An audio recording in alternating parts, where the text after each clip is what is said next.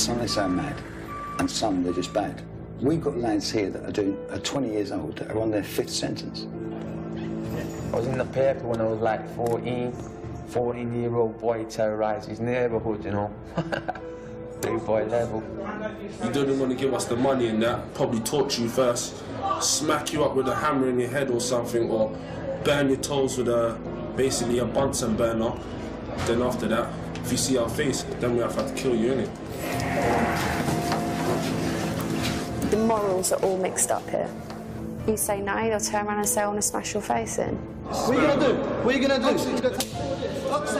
It's completely unpredictable. You could be standing there talking to a prisoner and someone's had a pool cue around their head. What are you going to do?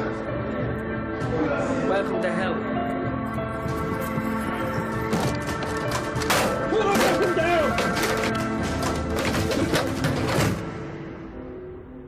Aylesbury Prison in Buckinghamshire is home to some of the most dangerous criminals in Britain.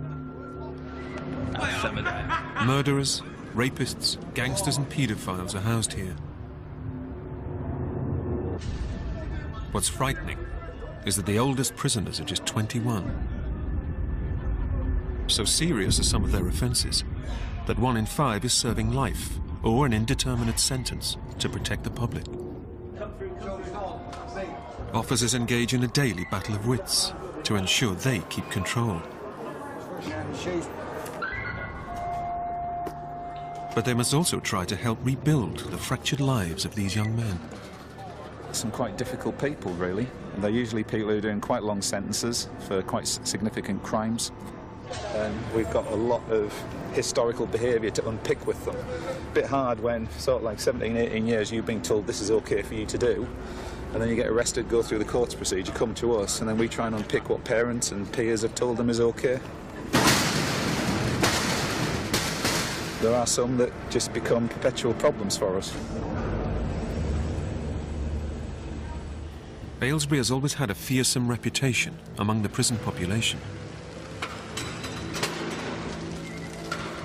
In the world of prisons, there is this thought that Aylesbury is the worst establishment ever, and you know, if you go to Aylesbury, you're met by 5 burly screws that are just hanging about with a big club, and all that's going to happen is when you get off the bus, you're going to get clumped over the head.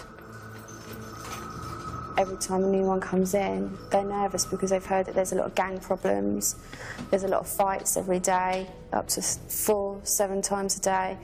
But in the last year or so, it's quietened down. However, the violent incidents that do take place are very, very serious now.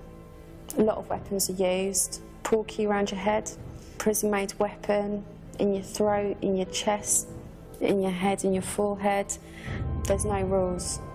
And it's not 1-on-1 here. It could be 6-on-1. And if staff don't intervene, potentially, we could have deaths here. The latest arrival is 18-year-old Caspian Hogg. He's been sent over 200 miles south from Lancaster Farms Young Offenders Institution because of his poor disciplinary record. Take a seat there.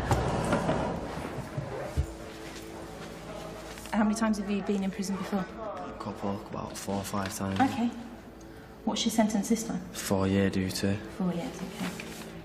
Have you ever used drugs, alcohol, solvents, or any other drugs? Yeah.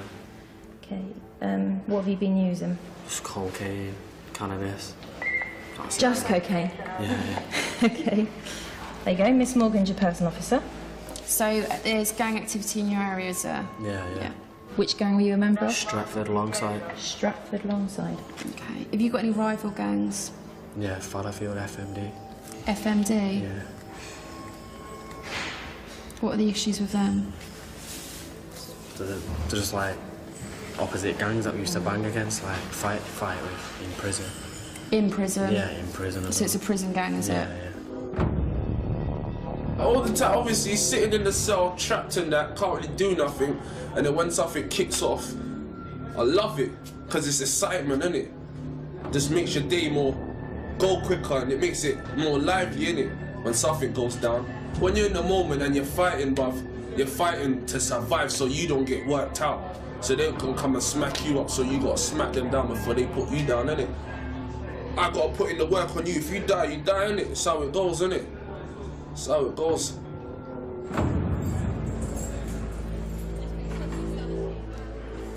We have gang members from Liverpool, from Birmingham, from London, and they'll be rivals. Some have come from the environment where all they know is fighting. Are they open then, this lad? Are they open already? They're open. Yeah, the heating should be turned off tonight. But yeah, it's a bit hot in here. Sort my shower kit and all that. It's a new environment, new surroundings. The first 24 hours being in a new prison is the most volatile time. So we make sure that they're settled in and they're okay for their first night here. Gang rivalries mean that scores are constantly being settled. New boys are particularly vulnerable, as they don't know the lie of the land and also need to prove themselves. As soon as an incident is spotted, an alarm is activated. To stop the situation getting out of control, first response officers race to the scene. You got any injuries? No. No? Was it over? No. Oh, come on. No. Must have been over something. What, people come and normally just hit you? I can tell you what it was about now. The lad that's come in, the new lad, the fight he was in last week from a lad on Ewing. Yeah, payback. Saw them both fighting, both of them throwing blows, both stamped on each other's head. Saying hello to each other. You're right. Yeah, fine. Punched the boot, but I think it was anyway. It's probably his elbow. Oh yeah, can you not?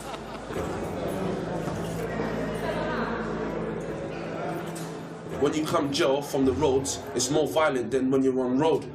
Because you're seeing everyone from the roads and all of them all come together and it's just peak, innit? I've been brought up with a lot of violence in it, but I didn't used to like it. But when I'm at juvie, you see a lot of it, so you just get used to it, and then after that, you just start to like it. You're from that era, you roll with them. So obviously, if I see you, I'm gonna crack off your head, innit? Or if it gets to a extent and I know that you stabbed one of my friends, I'm gonna come out and I'm gonna stab you up, innit? So are you constantly looking out for who's gonna join the wing? Yeah, every day. There's a couple of them on the next wing on C wing, and obviously, if I see them, I'm gonna crack off their heads, innit? Straight away. I know, day-to-day life in jail is not good, you know what I mean? You might be the biggest guy in the jail, or you might have the name the hardest, you might have the biggest rep, but you've always got to watch your back. So it's always about, most of the time, being paranoid, if you know what I mean. You gotta, like, you wear it, it's more wearing, you're wearing what people are up to. You gotta watch them. It's not, we're all criminals, you know what I mean? Even like I said before, I sometimes look to hurt people. I wake up some mornings thinking, right, I'm not in the mood today. I feel like, serious, I feel like some days I think, right, I'm just going to hurt, like proper hurt me, because I wake up thinking, what's the point? Even though I've got 10 months left, I wake up thinking, what is the point? I might as well just go out there and do something to him. During their induction period, before they settle down, prisoners are offered jobs and educational courses. Those that accept will be able to spend more time associating with others. We've only got 3 staff in the landing, but we could be unlocking potentially up to 50 prisoners. So this is our sort of, our dangerous time. We have to keep the wits about us. But you do get very complacent. The lads are 90% of the are absolutely fine. But you have to be wary, and it's our time to watch. The potential for things going wrong is ever present. Caspian and 2 other newcomers have forced their way past the officer into another prisoner's cell.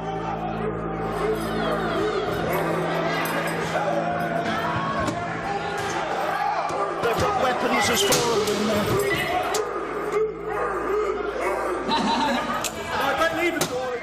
The officers can't enter the cell because the prisoners have barricaded the door. I want all prisoners locked up!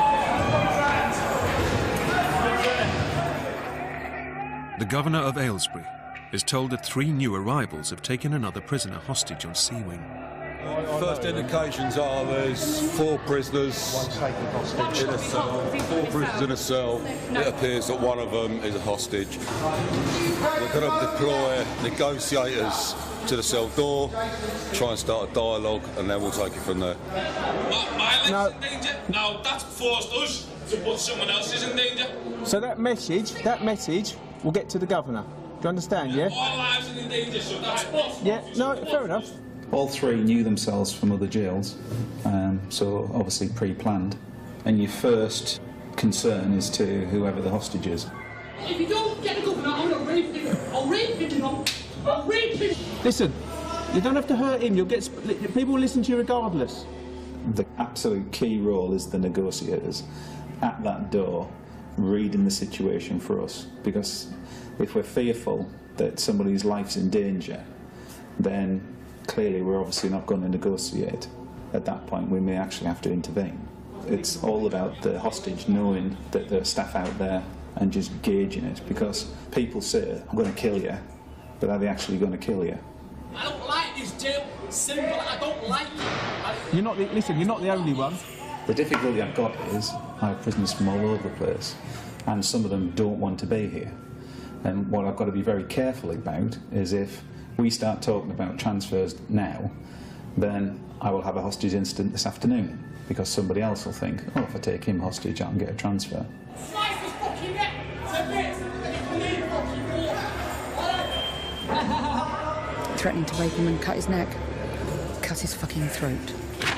Neck. Cut his fucking neck. I'll tell you straight now, yeah? What's happening, mate? I'm taking it serious, I know. No, everything's been taken seriously. Everything. Trust me on that. It's serious. A crisis command centre has been established by the governor to deal with the incident. It's decided to call in a national control and restraint team. They are trained to tackle situations where lives are at risk. Mr. was seen to have a T-shirt tied around his neck, sat on the bed. They have weapons, which include a plastic knife and some broken glass. They're not happy being down here. They don't feel safe here. They want to go back up north, Liverpool, Manchester way.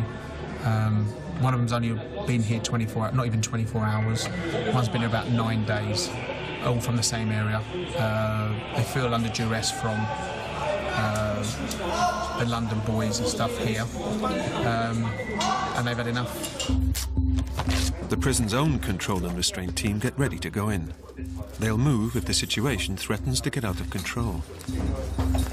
It's 2 hours since the siege began. Jason Harper is relieved by a second negotiator.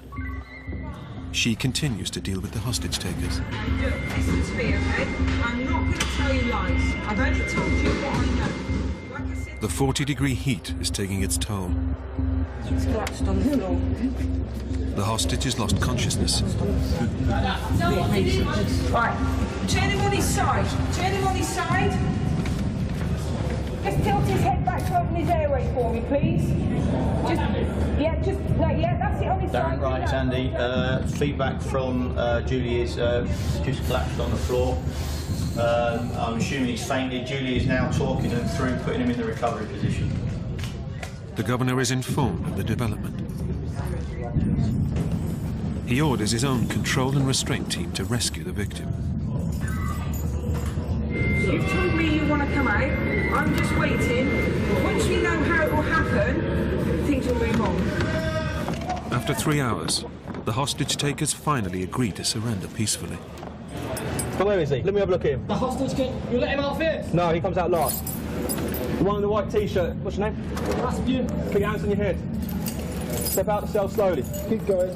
Caspian Hogg, who led the other 2 hostage takers into the cell, is escorted to the segregation block. One of them transferred in yesterday. He came from the segregation unit from the previous jail. Known for staff assaults, known for violence, known for weapons, known for barricades. He's done it all. He's a northern lad who can influence people quite quickly, so I'm guessing that's what's been done. But we're trying to deal with it, so everything will work out in the end. When we get down the seg, we do a full search. Yeah, I'll be taking part in that. Yeah, and the seg manager, so you see the bottom of the All 3 will be held in solitary confinement until their punishment is decided. When we get down the seg, we do a full search. Yeah, and the seg manager, so you see the bottom of the All 3 will be held in solitary confinement until their punishment is decided. 3 will be held in solitary confinement until their punishment is decided. All 3 will be held in solitary confinement until their punishment is decided. We manage some of the more problematic prisoners in the establishment. If they break prison rules, for example, or pose a risk to various individuals or the establishment itself, they'll reside in the segregation unit for a specified period of time. So it's very important for the staff that work in the unit to be able to de-escalate kind of angry prisoners and get them to see reason, and also be very aware of behaviour that can indicate further violence.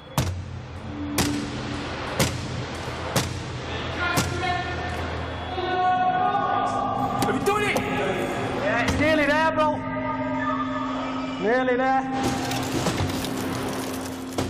A lot of young lads have said to me they've tried to be hard-working, good citizens, or words to that effect, but they found it too difficult. But they're young lads, you know. The prisoners will be punished for the damage they're doing. And I've just been being too good, yeah, and fucking, I've just been stressed out in it, so I just thought I needed something to do. And I thought to myself this morning, here's my chance. I'm not in my own, just do a couple of things in it. That kid who took hostage today, he's probably the only person on the I don't like it, so I thought, let's get him in it. We didn't do anything to him. He punched me in the face, and I was kicked around in the ribs while I was being dragged around. And then one of them grabbed me from behind and sat me on my bed and held me in like as if he was trying to break my neck. And the other two lads were hitting the door with pool balls and a sock, where they'd smashed my telly up as well. They used some of the glass to put to my throat, saying they were going to cut my throat. And they told me to get down completely naked, take all my clothes off. And they told me they were going to rape me. What happened?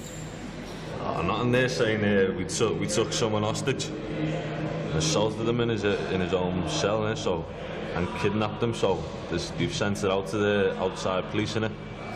So we're just down in the block at the moment. Are you saying you didn't kidnap someone? Nah, we just barricaded the door. We never kidnapped them. All these thoughts were going through my head, you know. Was I going to live or I'm going to die? I didn't know these lads at all, you know, and it was just one of the most scary things ever. And why did you do it? Because obviously I haven't had a visit for 6 months and they've moved me all the way up here. So I'm trying to get back up north. I mean, there's only London people here, isn't it? Just obviously I just want to get back up north. These aren't my jails, these want to be in one of my own jails. I passed out, and all I remember was them panicking, because they thought, you know, maybe they'd killed me or something. If you keep doing stuff, assaulting officers, they ship you out. You alright, Liam? Good lad. Yeah, not bad actually. Had better days down here.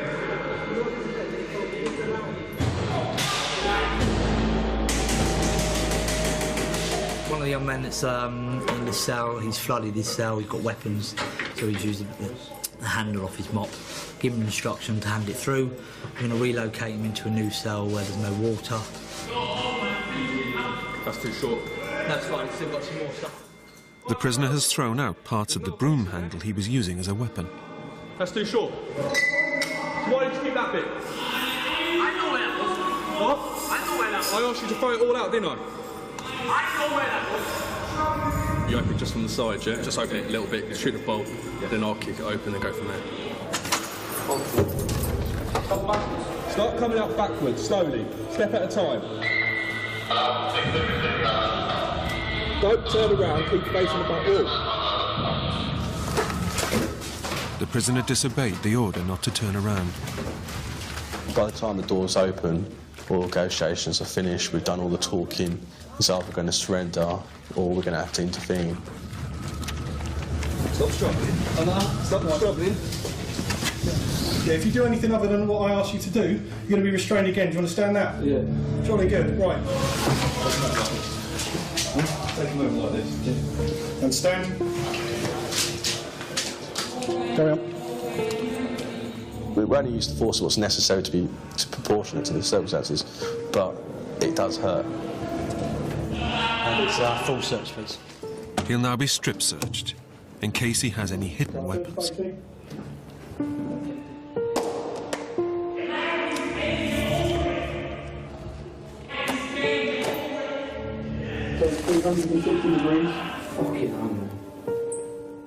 you have any complaints about the way you've been treated? No. Okay. What I'm asking you for now is to think about consequence of your actions. So you need to think about the right approach if you want to transfer, okay? Because I expect you to get in your bed and go to sleep. Is that okay? We've got to keep them and try and manage them in the segregation unit for quite a period of time. Otherwise, as I say, people will be just taking people hostage all the time, thinking it gets them a move the next day. The mess made by the hostage takers is cleaned up by trusted prisoners. I've gone the easy way, haven't I? I've made this sentence as easy as possible. It's what you make of it. If you're a dickhead the whole time and you're going to be down a block nicking, there's no social, no TV, there's shit. Well-behaved prisoners help run internal services. This gives them much more time outside their cells while they're working. Josh is in charge of laundry in the segregation block. Wrong is wrong, then wrong is right. If good is good, then good is bad. They're fucking us over. While in the segregation block, Caspian complains about hearing voices in his head and asks for psychiatric help. I've got to try and find out if you're someone that plays mind games. Mind games? Mind games, whether you try and suss folk out and wind them up and so you've got buttons you can press. Yeah? No, we're serious, or what? And I might ask you questions that get you angry. Yeah. You are allowed to be angry. What you're not allowed to do is be violent. I am a violent person, miss. I am a... Look at my record. Yeah. Since I was 11 and 10, I've been in children's home and I've always been restrained. I was only 11, I bit one man's chest open. I bit Mrs. ear, and I was always getting restrained in and out of children's homes, and I always had that same feeling, man. I have a feeling inside that my fate is that I am going to kill someone. Does the prospect of going out, doing something like that, and then coming back to jail on a life, or if it's serious enough on a whole life, does that bother you? Depends, miss. Depends. When I'm in the mode, no. I don't give a shit, you get me, but I don't think I'm a nutcase, yeah. But I think I'm like, if I don't get help now, then I'm gonna end up being a nutcase, innit? I am not 100% convinced that he is actually mentally ill. He is certainly mentally disordered. Because not only does he have the violent thoughts, I mean, lots of people have violent thoughts, and that isn't good, but it's not a major problem.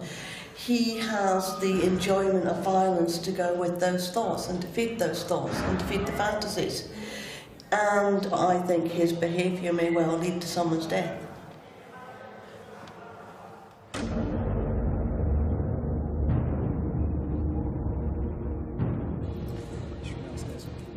Liam Brennan, one of the 3 accused of taking a prisoner hostage, has asked for a meeting with his lawyer to prepare his defence.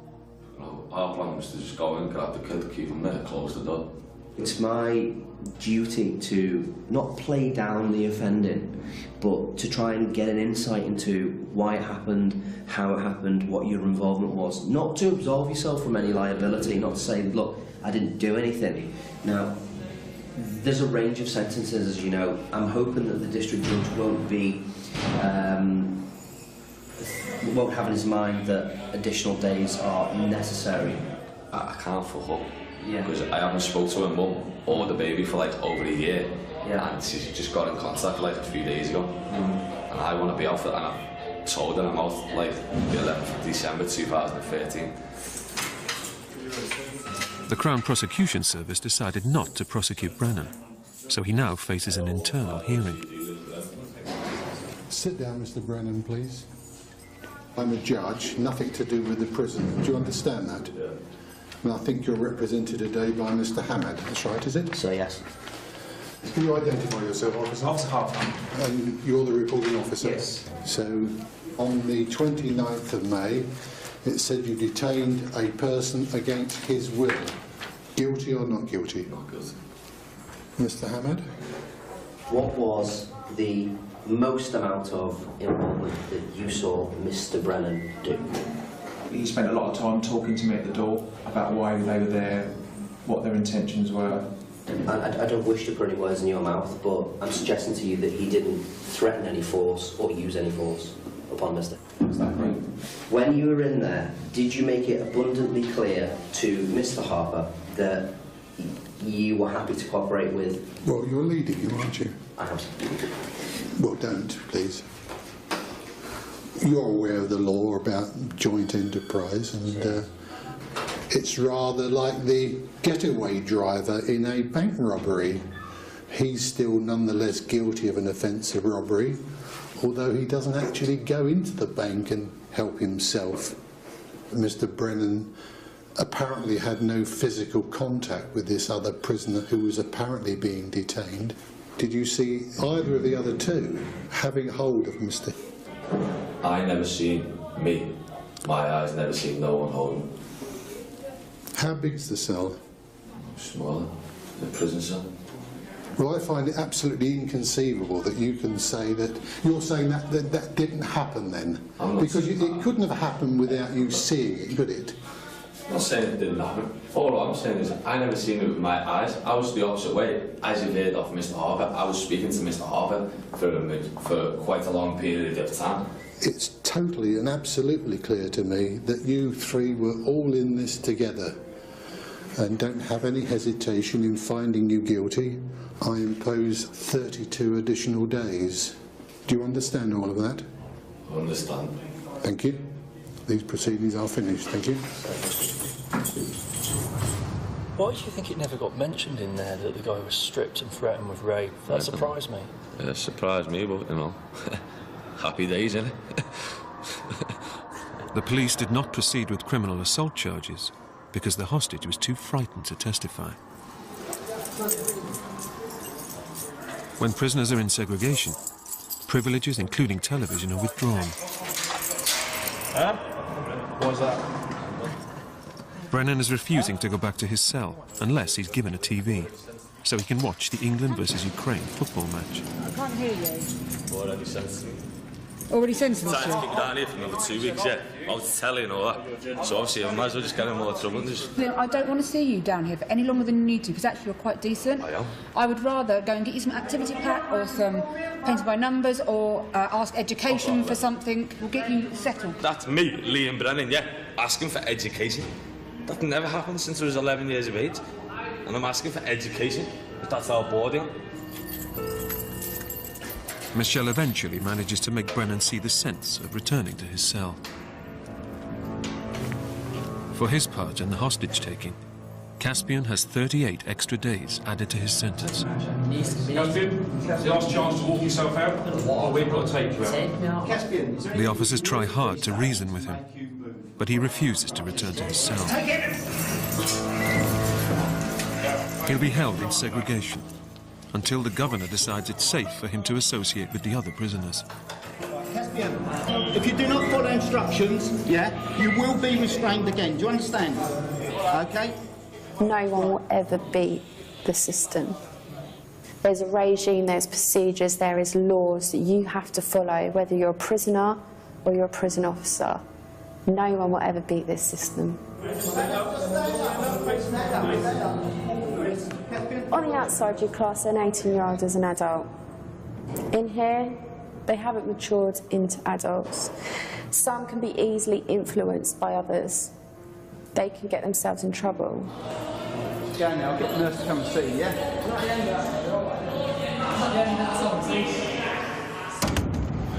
They put me back on the wing, I'm not going to lie to you, I'll tell you now, I'm going to hurt someone. Serious, I'm not fucking about no more. They put me back on the wing, I'm not going to mess about with these little shitty fucking hostages, yeah, I'm going to hurt someone real good. Serious, man, I'm going to hurt someone proper. And I just, my head just, split personalities, man, they're pissing me off, everyone. It's been like I need to speak to someone, man, and my head's up my ass. My head even feels big, mate, my head feels, like, I've got so much shit going on in my head, yeah. Like, I feel mad. There are people who I think I don't want to see them out in the community for a very long time. And we may at times be working with people actually just to help them cope with being in prison. But I have never met anyone that I didn't feel that there was something that we could do to help them respond to the environment they're in a more positive way. Caspian Hogg's mental state continues to be monitored. What other treatment do you think you need? What other treatment? What else do you think that I can do that's going to help you?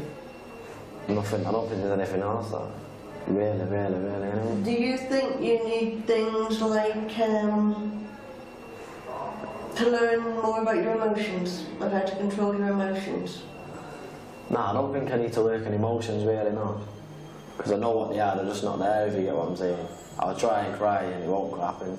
I can't cry or anything like that, unless I'm in, like, I'm already crying and it just comes out of nowhere. One of them ones, like, you know what I mean, innit?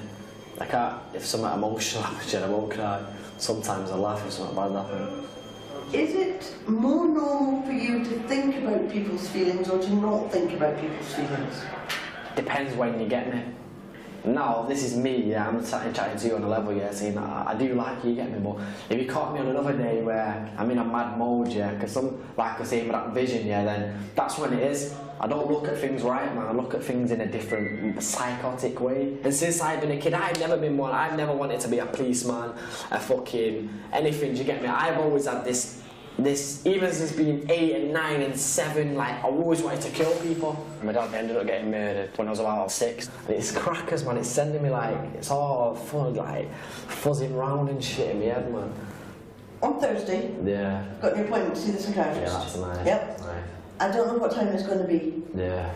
It is possible that he'll prescribe you some medication. I'll be happy if he gives it me, but if he doesn't give it me, then obviously I feel like mad, innit? So it'll piss you off? Yeah, it'll piss me off, innit? My personal belief is that we're not born evil. We learn from our environment and from the world around us how to react to that world. And if there are some people who learn that the best way to act with the world around them is through aggression or violence. Special Daddy, how much do I love you? And then when you open it like that, it says, this much, you get me? Because his father was murdered when he was 6, Caspian is very conscious of his role as a parent. I don't want my son to grow up and be put in situations that I've been put in. Do you know what I mean? Like, now I'm older, like I was 14 when he had him, you know what I mean? I wasn't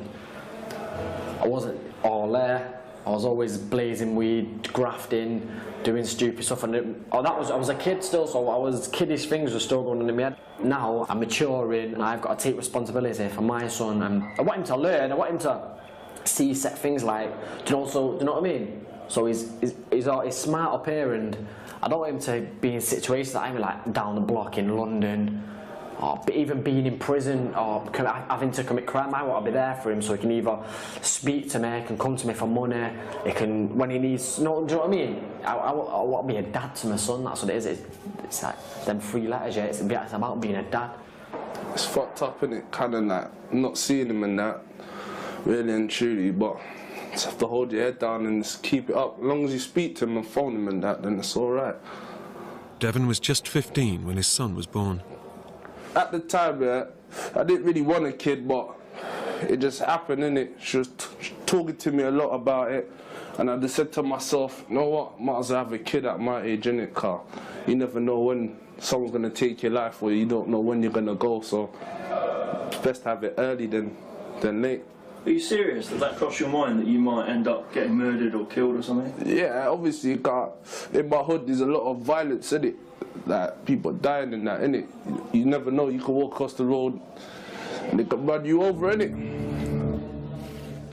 For some prisoners, telephone is the only way for them to keep in touch with their children.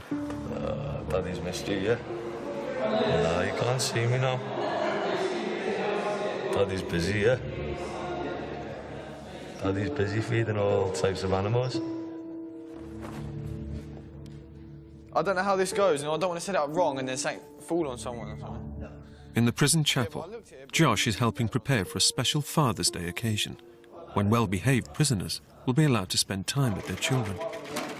I can get on the floor and roll around with him, can play, run around, I can chase him. See, on a visit, he always wants me to chase him. but you can only get so far before I have to say I can't get up. Do you know what I mean? To be with him for a good 5 hours, through the fun, the crying, I want to wrestle him so bad. Just grab him. Make him touch your mouth. Well done. I don't like it that he comes here and he knows how to be searched, but I'd rather have that relationship with him. I've got something to change for. I mean, I've got a kid and a fiance and a family that want me to be there, kind of thing. Be honest, if I didn't have my kid and I didn't have my fiance, then I don't think I'll probably be as good as I have been. Come here, my little boy. I've got them to look after. I mean, they're counting on me getting out. Okay. Are you being a pussycat? If I'm good, I get everything back. It's easy, you know what I mean? If I'm good, I get it. If I'm not, I don't. A little beautiful. Don't be cheeky, you.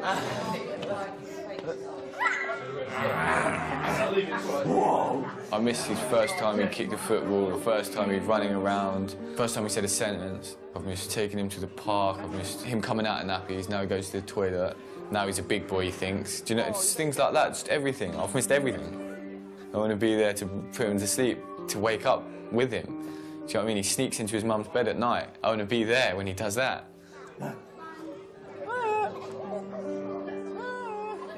Right, ladies and gentlemen, do you want to start sort of like saying your goodbyes then? You're right. When I first knew I was coming to prison, I thought that he'd forget about me. He was only 18. We had been together for like 3 years, 2.5 years. But this is a big test on teenagers to be loyal and faithful as well, especially. When you're in jail, stuff like that goes around in your head. That's all you think about. So you need someone that you trust, really trust, to be able to get through it. Otherwise it tears you apart. I could sit in there every night and think she's cheating on me, she's cheating on me. See ya. Love you.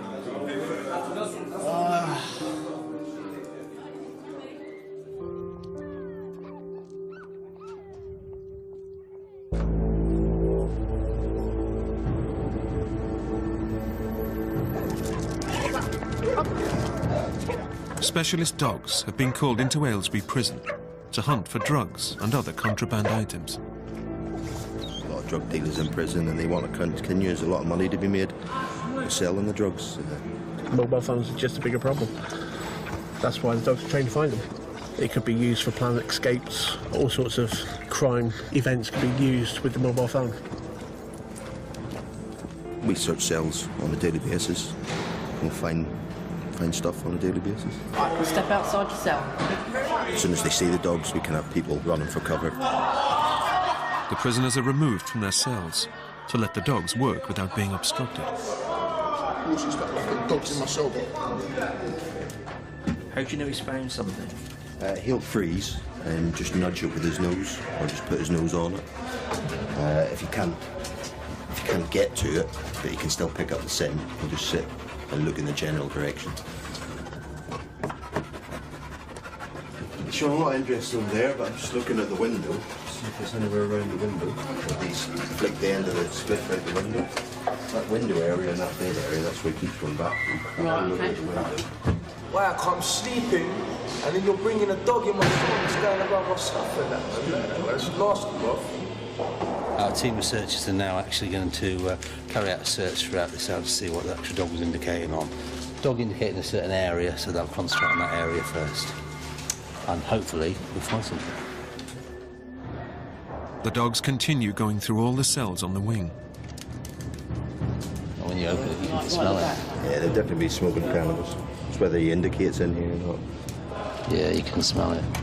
Yeah, there's drugs and phones all over, Joe, man. People used to hide their shit in the sink, like undo the screws here, the nail clippers or whatever, just put it in there.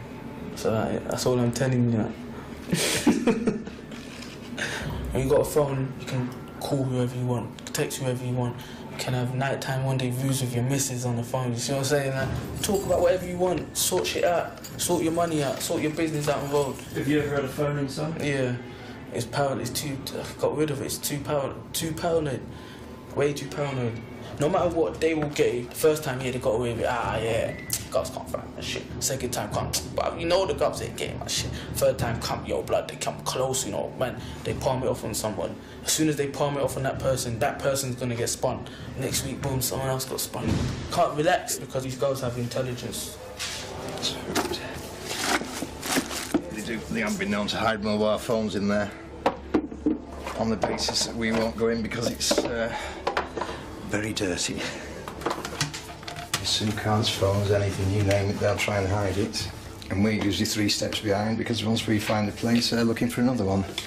Working area can be made into a prison shank. So we'll take that, it's not attached to the stereo. A lot of them like looking at pictures, of course. There's a lot of self-abuse going on.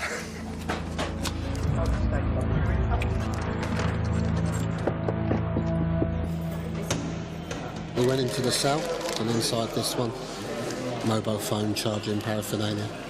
So we sent the teams back in to check them again. We found a few little things, and more importantly for me, it's been about asserting our control and letting prisoners know that we can do this whenever we feel like doing it. And it's interesting to see some of the reactions, some of the prisoners who clearly didn't like the idea that we're actually going to have a dog go around their cell. 5 weeks after taking a prisoner hostage, Liam Brennan is returned to his old cell. Stay to me, bud. All my clothes are wet. That's not a problem, we can get that, that's not a problem. When the picture of my babies and that's not right, that is it? Hey, what's that? Dickhead. What's that? You actually getting you're the problem. If you've got a problem with me taking that kid hostage, you come in and do something. Liam. Like I just told you to when you was by yourself. Liam. Otherwise, fuck off. Liam. I think this is all acceptable. Picture's wet and the boxes and socks wet. And he tries to tell me that's acceptable. Right, I want to see it. I want to see the cell someone. would have had to been searched. I think that's a search. That is a search. Come on, be serious. So that was stuck together. the next day, that that padlock that you saw in your cell, Yeah. that would have been put on there, and we have not unlocked this cell for 5 more weeks. problems in there. You're just going to start chucking things back on my face. I wasn't And here. what do I you want me don't to know do? what was said, but is there any point getting in more trouble? No, obviously You not. just But you know, literally I'm going to let someone come on fucking here. tell me. That's justified. I know, but you've literally just come on air. The best thing to do is to keep your head down. At the end of the day, the impression that staff have got who have just come on this wing to work is that you're Liam Brennan, you've taken another prisoner hostage, and you've caused problems down the seg gobbing off. That is the only impression staff have of you. Do you see what I mean?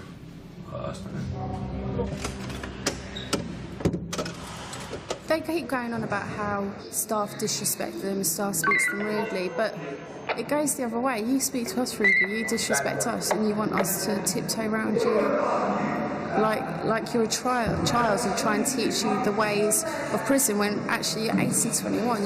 You should know how to be an adult, you should know how to respect people. Good behaviour can lead to prisoners being moved closer to home. When I ring Tasha in the morning, I hear seagulls and stuff. And then when I go to Lewis, she'll be down the road, and it'll be like we're under the same sky now. That's what it feels like, do you know what I mean? We're at the same place, I'll be able to see or hear the same things she's hearing. I still feel that I'm going home soon. Josh will finish his sentence nearer his family. Keen to stop his violent behaviour and get back home, Caspian has agreed to take antipsychotic medication. Stops whatever's going on in my head, It's working. And in way, it's not proper like. I wake up in the morning with pure mad dots on the pillowcase where I've been slavering at night time. I only got a pillow, man. I forgot about that as well. Do they make you feel better though? Are they stopping the thoughts? Yeah, they are stopping the thoughts in ways, but it's the way they make you feel. I like that feeling of being a bit like twisted, yeah, but this, it makes you like a mad medicated weirdo. Like it's some sick medication that they got me on. It's not good, man. The violent fantasies, the violent thoughts, the wish to commit particular murders, to become notorious for them, have now diminished greatly, and he's actually reporting that those thoughts have gone, to the extent that sometimes he feels his head is just empty. What I would be hoping to do with him now is work with him so he can recognise what was happening and if he feels violent thoughts coming back, what he can do to gain help at that time. 90% of the prisoners we get here, they just knuckle down, do what we ask them to do. The odd blips here and there, and that's it. But there's the remaining ones that are the ones that really are the problem ones for us, and probably cause 90% of our issues. They just don't want to settle down. They're constantly rebelling against what we want them to do. They're constantly trying to arrange things to happen in the jail and trying to disrupt what we're trying to do.